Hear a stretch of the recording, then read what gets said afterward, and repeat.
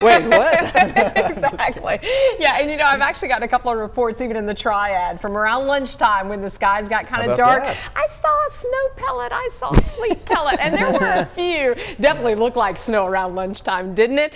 Yeah, we are off in December. Now, we have got temperatures that are slightly below normal this week, but no more chances of snow, at least over the next 7 days. Now, we have some chilly air, though. It's 44 right now in Winston-Salem, and look at that wind out of the west and northwest at 15 miles an hour. Our temperatures are in the 40s from Asheboro to Reedsville, Yanceyville, 43, Mocksville, 42. The freezing temperatures are along the mountains and below freezing in Boone with snow on the ground at 29. Galax, Sparta, 32, 31 degrees. Wind is going to be an issue through lunchtime tomorrow. That wind advisory stays up from Mount Airy, North Wilkesboro, up towards Stewart, as well as Hillsville. So if you're traveling in that direction, you're going to be moving around if you're in a high-profile vehicle, so keep that in mind. Also, could still have some unsecured objects kind of blowing around out there in the yard, as some gusts of 45, 50 miles an hour are still possible. Current gusts are ranging at about 30 to 40 miles an hour, but in this area shaded in purple, we start to get closer to 40 to 50. So there's still at least some very high gusts in the mountains. The sustained steady winds, well, they're 20 to 30 miles an hour in the mountains and about 10 to 20 across the foothills, and it makes it feel much colder, right? It may be in the 30s, but the wind chill right now makes it feel like it's in the teens in places like Galax. We've got feels like temperatures in the 30s across our foothills, and even later on this evening and early tomorrow morning,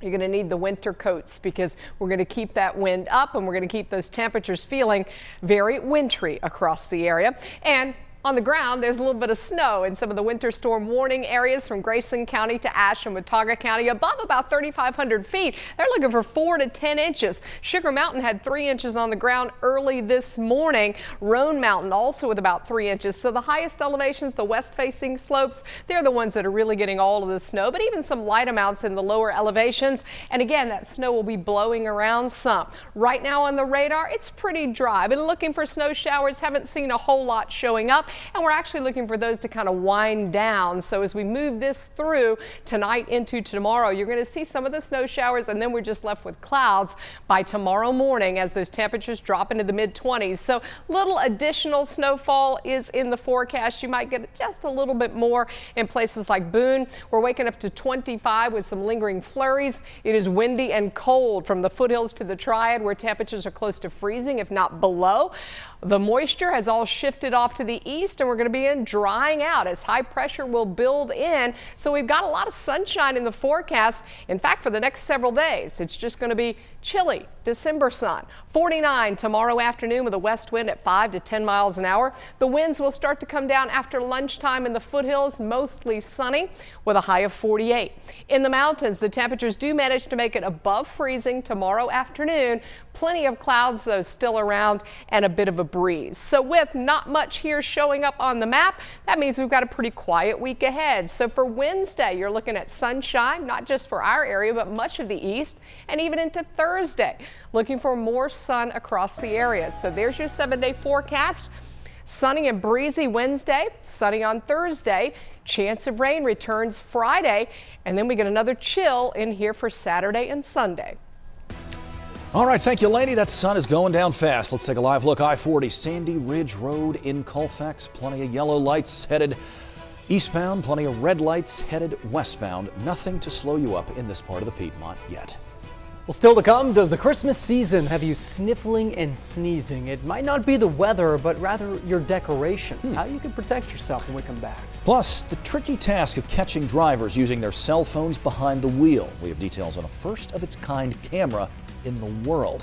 Back in a moment. This is WXI I-12 News at 5.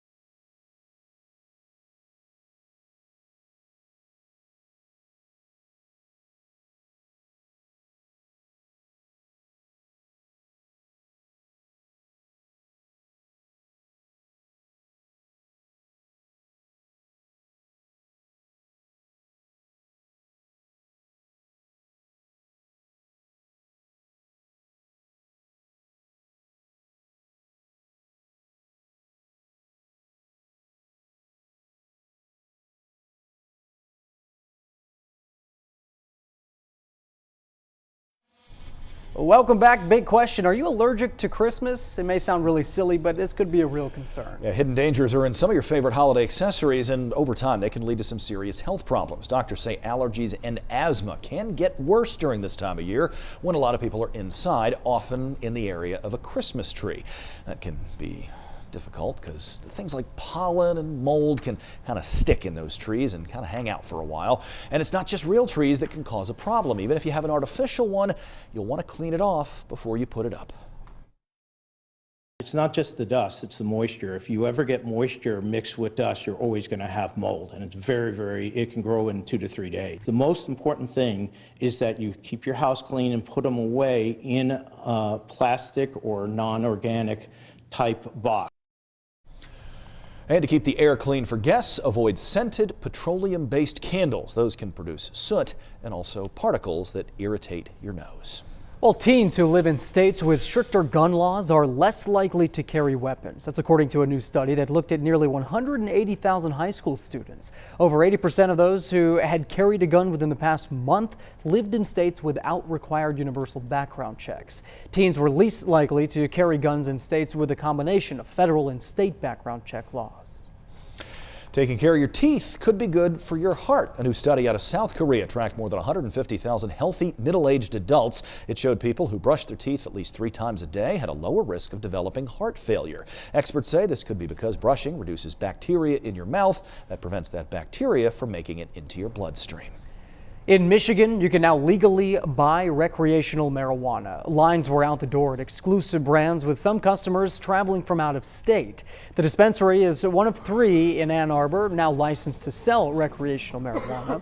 Customers must be 21 or older to purchase and have a valid state ID or driver's license. Several cities, including Detroit, have decided not to allow recreational sales. Michigan officials estimate first-year sales at hundreds of millions of dollars. Getting your gifts in the mail before it's too late. What dates you need to keep in mind depending upon how you're going to ship. Well, some of the holiday parades this past weekend had to be moved around because of the weather. We're going to look ahead at this coming weekend. Will there be rain, snow, or sunshine?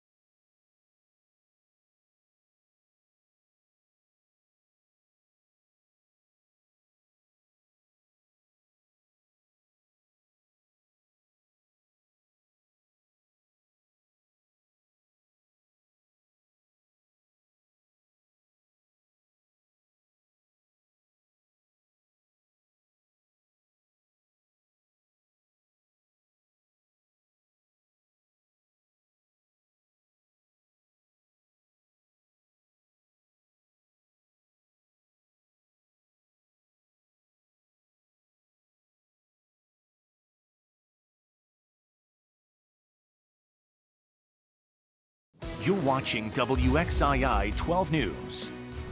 First at 5:30, Commitment 2020, the map that Republican state lawmakers drew last month, will be used in next year's primary and general election. Yeah, a panel of judges in North Carolina ruled on the map today, saying there's not enough time to consider redistricting arguments from lawmakers and voters. Filing started today. North Carolina's primary is March 3rd.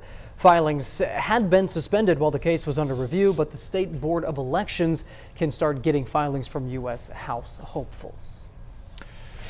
Happening now, a Republican hoping to take on U.S. Senator Thom Tillis in the primary election is no longer running. According to Politico, Garland Tucker sent a letter to donors today announcing his decision not to run. He cited a number of reasons, including what his estimates would be a need for an additional $2.5 million just to get through the primary. Tucker is a retired businessman from Raleigh.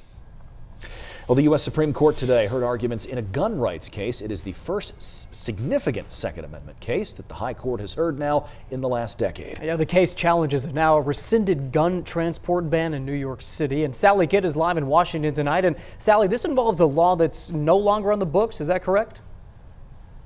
Yeah, that's right, Brandon and Kenny. This is a New York City gun law that was repealed after the Supreme Court decided to hear this case. So that is why we have one side arguing that this is a moot case. The question before the High Court is whether a New York City law violated the Second Amendment. That law banned the transportation of firearms from a person's home to anywhere other than designated firing ranges inside the city limits. This is part and parcel of the kind of regulations that have no basis in text, history, or tradition, and should not be upheld consistent with the Second Amendment. Lower courts upheld the law, but when the Supreme Court agreed to review the case, the city repealed it, and the state passed a law preventing the city from reviving it. New York City and New York State actually gave them everything that they had asked for before this argument. That was made very plain in this argument today. The case is moot. Justice Ruth Bader Ginsburg asking what's left of this case. The petitioners have gotten all the relief they sought. And Justice Sonia Sotomayor said the plaintiffs are asking the court to opine on a law that's not on the books anymore. But Justices Samuel Alito and Neil Gorsuch seem to doubt whether taking the law off the books settled the question before the court. Alito commenting the Second Amendment, under at least some circumstances, protects the possession of a handgun outside the home. So the swing vote here could be Chief Justice John Roberts, who seemed more focused on the question about whether this case is moot than on the actual merits of the plaintiff's argument. Back to you, Brandon. Well, Sally, one more thing before we let you go. Just curious as to what options the court has at this point. Well, the justices could decide to sidestep the case. They could declare that it's moot and take no action, or they could actually look at the merits of this Second Amendment argument that we're hearing from the plaintiffs, which, given the conservative-leaning majority of this court, could lead to expanded gun rights in this country. So a lot of eyes on the